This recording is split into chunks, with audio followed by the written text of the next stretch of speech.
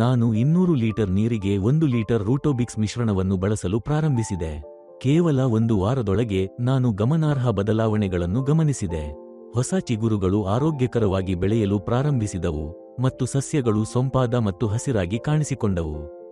ಬೇರಿನ ಬೆಳವಣಿಗೆಯೂ ಸಹ ಹೆಚ್ಚು ಬಲವಾಯಿತು. ಸಾವಯವ ವಿಧಾನಗಳಿಗೆ ಬದಲಾಯಿಸಿದ ನಂತರ ಸಸ್ಯಗಳ ಆರೋಗ್ಯ, ಬೇರಿನ ಬೆಳವಣಿಗೆ, ಹೂಬಿಡುವಿಕೆ, ಹಣ್ಣುಗಳನ್ನು ಹೊಂದಿಸುವುದು ಮತ್ತು ಜೇನುನೊಣಗಳ ಉಪಸ್ಥಿತಿಯಲ್ಲಿ ಸಕಾರಾತ್ಮಕ ಬದಲಾವಣೆಗಳನ್ನು ನಾನು ವೈಯಕ್ತಿಕವಾಗಿ ನೋಡಿದ್ದೇನೆ. ನಮಸ್ಕಾರ. ನನ್ನ ಹೆಸರು ರಿತೀಶ್. ನಾನು ಕೇರಳದ ಇಡುಕ್ಕಿ ಜಿಲ್ಲೆಯ ಉಪ್ಪುತರ ಪ್ರದೇಶದವನು. ನಾನು ನನ್ನ ಕಾಲೇಜು ಶಿಕ್ಷಣವನ್ನು ಕೇವಲ 1 ವರ್ಷದ ಹಿಂದೆ ಪೂರ್ಣಗೊಳಿಸಿದೆ. ಪದವಿ ಪಡೆದ ನಂತರ ಉದ್ಯೋಗವನ್ನು ಹುಡುಕುವ ಬದಲು ನಾನು ನನ್ನ ಕುಟುಂಬವನ್ನು ಸೇರಲು ಮತ್ತು ಕೃಷಿಗೆ ನನ್ನನ್ನು ಸಂಪೂರ್ಣವಾಗಿ ಅರ್ಪಿಸಿಕೊಳ್ಳಲು ನಿರ್ಧರಿಸಿದೆ. ನಮ್ಮ ಪ್ರದೇಶದಲ್ಲಿ ಚಹಾ ತೋಟಗಳು ಪ್ರಾಬಲ್ಯ ಹೊಂದಿವೆ. ಕೆಲವೇ ಜನರು ಏಲಕ್ಕಿ ಬೆಳೆಯುತ್ತಾರೆ. ಅದಕ್ಕಾಗಿಯೇ ನಾವು ಕೇವಲ 50 ಏಲಕ್ಕಿ ಗಿಡಗಳೊಂದಿಗೆ ಈ ಪ್ರಯಾಣವನ್ನು ಸಣ್ಣ ಪ್ರಮಾಣದಲ್ಲಿ ಪ್ರಾರಂಭಿಸಿದ್ದೇವೆ. ಕ್ರಮೇಣ ನಾವು ಹೆಚ್ಚಿನ ಭೂಮಿಯನ್ನು ಸಿದ್ಧಪಡಿಸಿದ್ದೇವೆ ಮತ್ತು ಸಸ್ಯಗಳ ಸಂಖ್ಯೆಯನ್ನು ಹೆಚ್ಚಿಸಿದ್ದೇವೆ. ಇಂದು ನಾವು ಸುಮಾರು 200 ಗಿಡಗಳನ್ನು ಬೆಳೆಸುತ್ತಿದ್ದೇವೆ. ನಮ್ಮ ಕೃಷಿ ಸ್ಥಳವು ಕಡಿದಾದ ಬೆಟ್ಟದ ಇಳಿಜಾರಿನಲ್ಲಿದೆ. ಅಲ್ಲಿ ನಿಂತು ಕೆಲಸ ಮಾಡುವುದು ಸಹ ಸವಾಲಿನ ಸಂಗತಿಯಾಗಿದೆ. ಆದಾಗ್ಯೂ ನಾವು ಈ ತೋಟವನ್ನು ಉತ್ಸಾಹ ಮತ್ತು ತಾಳ್ಮೆಯಿಂದ ಪೋಷಿಸುವುದನ್ನು ಮುಂದುವರಿಸಿದ್ದೇವೆ. ಆರಂಭದಲ್ಲಿ ನಾವು ಸಾವಯವ ಗೊಬ್ಬರಗಳನ್ನು ಮಾತ್ರ ಬಳಸಿದ್ದೇವೆ. ಆದಾಗ್ಯೂ ಸಸ್ಯಗಳ ಬೆಳವಣಿಗೆಯನ್ನು ವೇಗಗೊಳಿಸುವ ಆಶಯದೊಂದಿಗೆ ನಾವು ರಾಸಾಯನಿಕ ಗೊಬ್ಬರಗಳನ್ನು ಬಳಸಲು ಪ್ರಾರಂಭಿಸಿದ್ದೇವೆ. ಸ್ವಲ್ಪ ಸಮಯದ ಮೊದಲು ಪ್ರತಿಕೂಲ ಪರಿಣಾಮಗಳು ಸ್ಪಷ್ಟವಾದವು. ಸಸ್ಯಗಳ ಬೆಳವಣಿಗೆ ನಿಧಾನವಾಯಿತು. ಇನ್ನೂ ದೊಡ್ಡ ಸಮಸ್ಯೆಯೆಂದರೆ ನಮ್ಮ ತೋಟಕ್ಕೆ ಭೇಟಿ ನೀಡುವ ಜೇನುನೊಣಗಳ ಸಂಖ್ಯೆಯಲ್ಲಿ ತೀವ್ರ ಕುಸಿತ. ನಾವು ಜೇನು ಸಾಕಣೆಯಲ್ಲಿಯೂ ತೊಡಗಿಸಿಕೊಂಡಿದ್ದೆವು ಮತ್ತು ಜೇನು ಪೆಟ್ಟಿಗೆಗಳನ್ನು ಸ್ಥಾಪಿಸಿದ್ದೆವು. ಆದರೆ ಜೇನುನೊಣಗಳು 1 ತಿಂಗಳು ಸಹ ಉಳಿಯಲಿಲ್ಲ. ಸಸ್ಯಗಳು ಅರಳಿದರೂ ಹೂವುಗಳು ಹೆಚ್ಚಾಗಿ ಹಣ್ಣುಗಳಾಗಿ ಬೆಳೆಯದೆ ಉದುರಿಹೋಗುತ್ತಿದ್ದವು. ಇದರಿಂದಾಗಿ ಇಳುವರಿ ಕಡಿಮೆಯಾಗುತ್ತದೆ. ಆ ಹಂತದಲ್ಲಿಯೇ ನಾನು ಸಾವಯವ ಕೃಷಿ ವಿಧಾನಗಳಿಗೆ ಬದಲಾಯಿಸಲು ನಿರ್ಧರಿಸಿದೆ. ನಾನು ಮೊದಲು ಇನ್ಸ್ಟಾಗ್ರಾಂನಲ್ಲಿ ನೋಡಿದ ವಿಡಿಯೋದ ಮೂಲಕ APKS ಆರ್ಗಾನಿಕ್ಸ್ ಬಗ್ಗೆ ತಿಳಿದುಕೊಂಡೆ.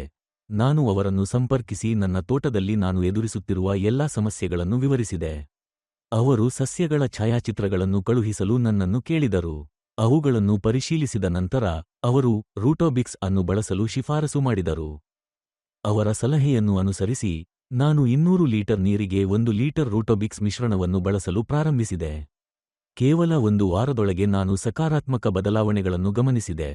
ಹೊಸ ಚಿಗುರುಗಳು ಆರೋಗ್ಯಕರವಾಗಿ ಬೆಳೆಯಲು ಪ್ರಾರಂಭಿಸಿದವು. ಸಸ್ಯಗಳು ಹಚ್ಚ ಹಸಿರಾಗಿ ಕಾಣುತ್ತಿದ್ದವು ಮತ್ತು ಬೇರಿನ ಬೆಳವಣಿಗೆ ತುಂಬಾ ಬಲಶಾಲಿಯಾಯಿತು. ಅನ್ವಯಿಸುವ ಪ್ರಕ್ರಿಯೆಯು ತುಂಬಾ ಸರಳವಾಗಿತ್ತು. ನಾನು ಅಗತ್ಯವಿರುವ ಪ್ರಮಾಣವನ್ನು ನಿರ್ದಿಷ್ಟಪಡಿಸಬೇಕು ಮತ್ತು ಅವರು ಅದನ್ನು ನೇರವಾಗಿ ನನ್ನ ವಿಳಾಸಕ್ಕೆ ಕೊರಿಯರ್ ಮೂಲಕ ಕಳುಹಿಸುತ್ತಾರೆ. ಅವರು ಕ್ಯಾಶ್ ಆನ್ ಡೆಲಿವರಿ ಆಯ್ಕೆಯನ್ನು ನೀಡುವುದರಿಂದ ನಾನು ಯಾವುದೇ ಹಿಂಜರಿಕೆಯಿಲ್ಲದೆ ಖರೀದಿಗಳನ್ನು ಮಾಡಬಹುದು. ನಂತರ ನಾನು ಮತ್ತೊಂದು ಸಮಸ್ಯೆಯನ್ನು ಎದುರಿಸಿದೆ: ಕಳಪೆ ಹೂಬಿಡುವಿಕೆ ಮತ್ತು ಉದ್ಯಾನಕ್ಕೆ ಭೇಟಿ ನೀಡುವ ಜೇನುನೊಣಗಳ ಕೊರತೆ. ನಾನು ಇದನ್ನು APKS ಆರ್ಗಾನಿಕ್ಸ್ ತಂಡಕ್ಕೆ ವರದಿ ಮಾಡಿದಾಗ ಅವರು ನನಗೆ FL77 ಅನ್ನು ಬಳಸಲು ಸಲಹೆ ನೀಡಿದರು.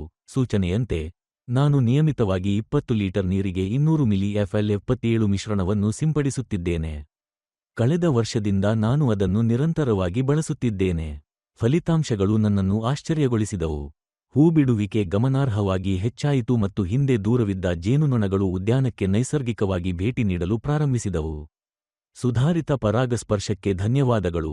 ಹಣ್ಣು, ಪಾಡ್ ಸೆಟ್ಟಿಂಗ್ ಕೂಡ ಹೆಚ್ಚಾಗಿದೆ. ಸಸ್ಯಗಳು ಈಗ 7 ರಿಂದ 8 ಅಡಿ ಎತ್ತರಕ್ಕೆ ಬೆಳೆದಿವೆ ಮತ್ತು ಬೇರಿನ ವ್ಯವಸ್ಥೆಯು ನಂಬಲಾಗದಷ್ಟು ಬಲವಾಗಿದೆ. ಏಲಕ್ಕಿ ಬೀಜಗಳು ಚೆನ್ನಾಗಿ ಬೆಳೆಯುತ್ತಿವೆ. ದೊಡ್ಡ ಸಮೂಹಗಳಲ್ಲಿ ಏಕರೂಪವಾಗಿ ಬೆಳೆಯುತ್ತಿವೆ. ನಾನು ಮೊದಲು ಎದುರಿಸಿದ್ದ ಹಲವು ಸಮಸ್ಯೆಗಳು ಈಗ ಸಂಪೂರ್ಣವಾಗಿ ಬಗೆಹರಿದಿವೆ. ಸಾವಯವ ವಿಧಾನಗಳಿಗೆ ಬದಲಾಯಿಸಿದಾಗಿನಿಂದ ಸಸ್ಯಗಳ ಆರೋಗ್ಯ, ಬೇರಿನ ಬೆಳವಣಿಗೆ, ಹೂಬಿಡುವಿಕೆ, ಹಣ್ಣು ಬಿಡುವುದು ಮತ್ತು ಜೇನುನೊಣಗಳ ಉಪಸ್ಥಿತಿಯಲ್ಲಿ ಸಕಾರಾತ್ಮಕ ಬದಲಾವಣೆಗಳನ್ನು ನಾನು ವೈಯಕ್ತಿಕವಾಗಿ ಗಮನಿಸಿದ್ದೇನೆ. ಧನ್ಯವಾದಗಳು.